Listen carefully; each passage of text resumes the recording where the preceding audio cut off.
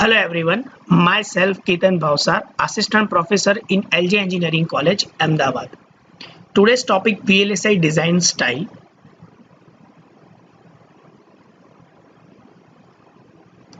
In previous session, we already done VLSI design style in terms of field programmable gate array and gate array design. So as we already discussed, there are four types of design style in VLSI technology. It's like FPGA, gate array design, standard cell and full custom. In previous session we already done field programmable gate array and gate array design. Standard cell based design. Now what is standard cell? The standard cell based design is one of the most prevalent full custom design style which required development of a full custom mask set. So for designing any full custom mask set, first of all we have to work on the standard cell based design because it is used for designing a ready-made headers and libraries. The standard cell is also called the poly cell, means you can also call poly cell as a standard cell. In this design style, all of the commonly used logic cell are developed, characterized and stored in a standard cell library. It's like a simple example, like if you are using a microcontroller like Arduino, so you find number of libraries which are available in GitHub or we can say that Instructable. So you can use ready-made header, so it reduces your time complexity, or we can say that it saves your time for developing any product or any project. So in the same way in VLSI technology, with help of the standard cell we developed a library, fine, in terms of hardware. A typical library may contains a few hundred cells including inverters, AND gates, NOR gates, complex AOI, OAI gate, D-latches and flip-flop. It's AND or inverter or AND inverter gates, means it's a combination of AND or inverter and OR gate, AND gate and inverter. So with help of the AOI and OI you can simplify any Boolean logic functions. Fine, so we can design a library with help of the standard cell. Each gate type can have a multiple implementation to provide adequate driving capability for different fan-outs. So each gate have a different capability to drive a circuits. Fan-out means output driving capability for the circuit. For instance, the inverter gate can have a standard size transistors, double size transistor, quadruple size transistor, so that the chip designer can choose the proper size to achieve high circuit speed and layout density. So as you already know, there are the different types of technology available when you see the fabrication of the chip. Basically in India we are focusing on the DIP chip. You use Arduino board, you already learn AVR 8MEGA32. They all are working on the DIP, means both the side you can see the pins. But you can see also there are the quad chip, means there are the four in each and every direction you can see the pins. So it definitely a quad chip take less size as compared to the DIP, so you can simplify your size complexity if you design any compact product. And also you can work on the speed based concept. Right now if you're talking about the microcontroller, then there are the inbuilt crystal is also available that you can work with the inbuilt crystal. But if you require higher speed, then you have to connect the external crystal. But again, external crystal include or add a time complexity, or we can say that it add a size complexity. Fine.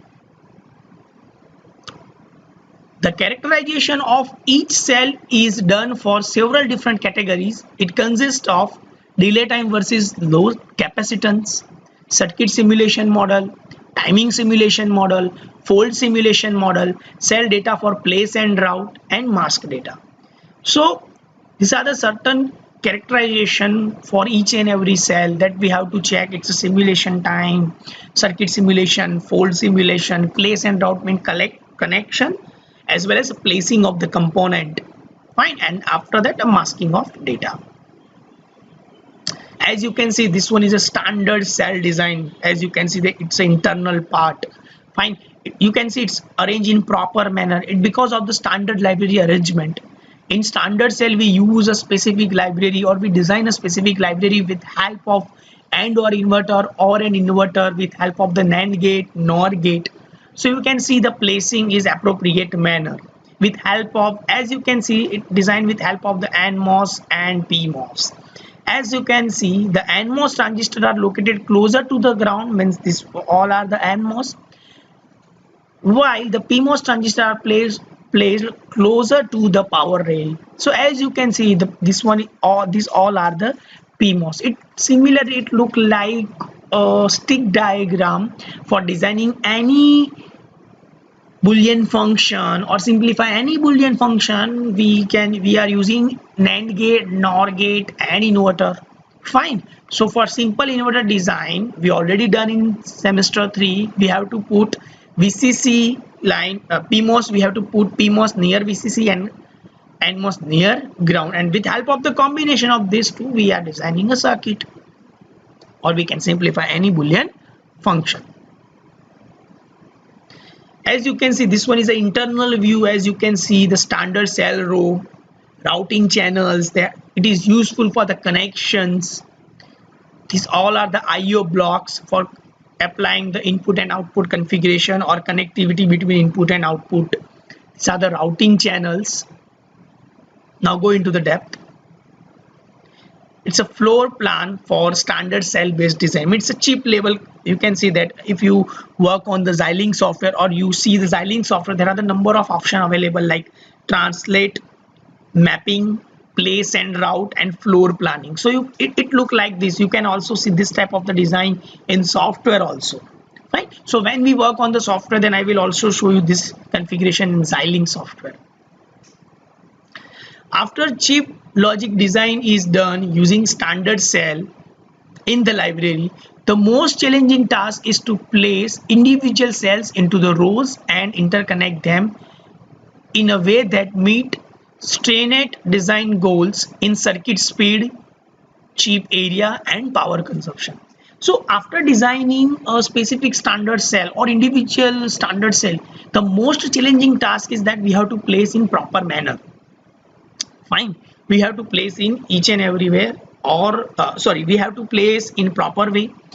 The most challenging task is that after placing, you have to see your required speed, you achieve your required speed, your chip area and your power consumption. So these are the main challenging tasks, we can say that, after designing a standard cell, then we implement on chip. So many advanced CAD tools for place and route have been developed and used to achieve such goals. So number of tools is available, like Cadence have the tools that have ability for the place and route when we are working on the backend side, and we achieve our goals in terms of speed, area and power consumption.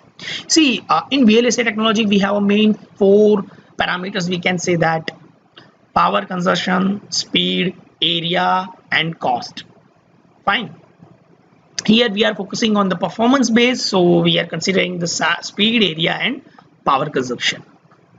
Area is considered over here for make the chip or your product much more compact as compared to the other products.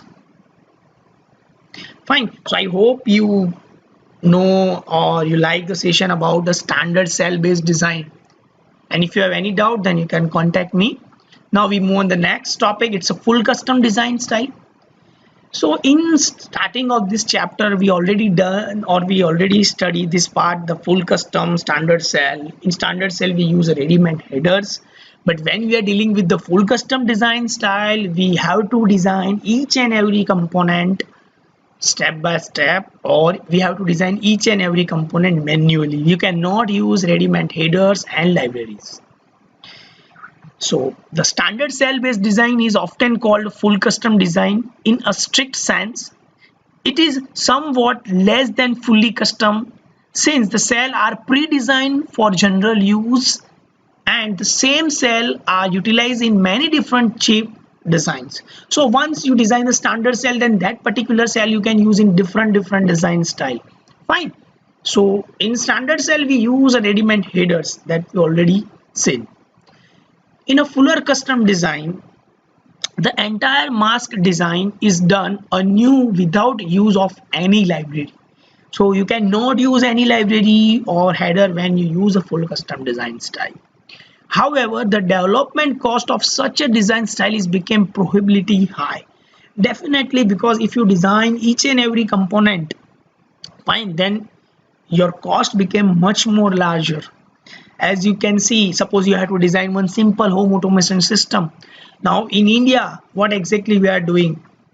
We go to the market, purchase the component, use the programming skill, interconnect the hardware with software and design a project. So you ever try to design your microcontroller at home? No. We try to design resistor or capacitor at home? No. Because it is ready-made available in the market. So we use the ready-made libraries and interconnect it and make one product or project. Fine. So full custom design is not possible because of the high cost or as well as the time consuming concept. Thus, the concept of design receives is becoming popular in order to reduce the design cycling time and development cost, as I already told you. This one is a design of full custom. It look like that this after development of any chip. It's an internal view of the chip that we can identify its number of IO blocks, memory units, CLB configuration block, and etc. The most religious full custom design can be the design of a memory cell, be it static or dynamic. Since the same layout design is replicated, there would not be any alternative to high density memory chip design. For logic chip design, a good comparisons can be achieved by using a combination of different design style on the same chip, such as a standard cell, data path cell, and PLA. So for designing or for getting the good comparison and better output, we can replace the standard cell with a PLA, PAL, and data path cell. In real full custom layout, in which the geometry, orientation, and placement of every transistor is done individually by the designer. Design productivity is usually very low, typically 10 to 20 transistors per day per designer. Definitely, if you design each and every transistor manually, so typically you can connect or you can place 10 to 20 transistor per day only. So cost will be increased or as well as your time will be increased. In digital CMOS VLSI, full custom is rarely used due to the high labor cost. So I hope you're getting the idea about full custom design. Now we make a comparison of 4 different design style that we already studied. Full custom, standard cell, gate array based design, and FPGA based design. This approach is extremely low expensive when you're talking about the full custom design. It is only used to design a very high performance system, as you can see. Now we make a comparison with standard cell. This approach is reasonably fast and less expensive. So if you are talking about the expense, then definitely you have to go with the standard cell.